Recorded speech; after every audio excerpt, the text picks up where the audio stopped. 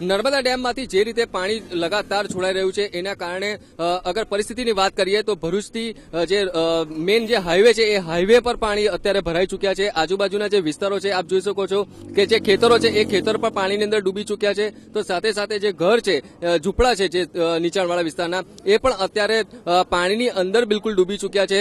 ઘણી મોટી માત્રાની અંદર પાણીની જે આ વખતે આવક થઈ છે અને એના કારણે જે ફરી એક વખત પૂરની સ્થિતિનું નિર્માણ થયું છે તો એના કારણે નીચાણવાળા વિસ્તારો અત્યારે પાણીની અંદર બિલકુલ ડૂબાડૂબ થઈ ચૂક્યા છે।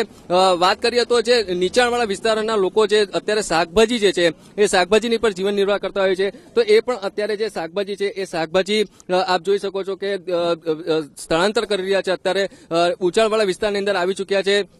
વાહન વ્યવહારની અગર વાત કરીએ તો વાહન વ્યવહાર નીચેના જે વિસ્તારના લોકો છે એમના પોતાના જે વાહનો છે એ વાહનો પણ ઉપર લાવી દીધા છે। એટલે કે જે પ્રકારે પાણી લગાતાર વધી રહ્યું છે તો એના કારણે જે અત્યારની સ્થિતિ છે એ સ્થિતિનું નિર્માણ જે છે એ સ્થિતિનું નિર્માણ અત્યારે ગંભીર દેખાઈ રહ્યું છે। સાથે સાથે જે જળ સપાટી છે એ જળ સપાટી પણ લગાતાર વધી રહી છે। એટલે કે હજુ જે તંત્ર છે એ તંત્ર એટલા માટે જ હરકતની અંદર છે અને આગામી સમયની અંદર હજુ વધારે કદાચ સ્થળાંતર થાય તો નવાઈ નહીં। કેમેરામેન રોહિત સાપરિયા સાથે પિનાક શુક્લ, સંદેશ ન્યૂઝ, ભરૂચ।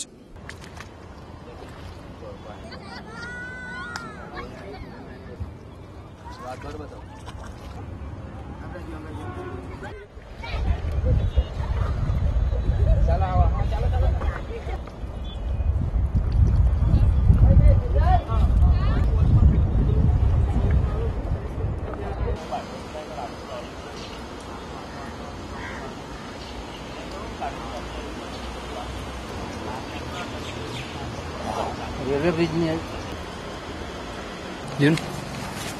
ઓન થઈ ગઈ।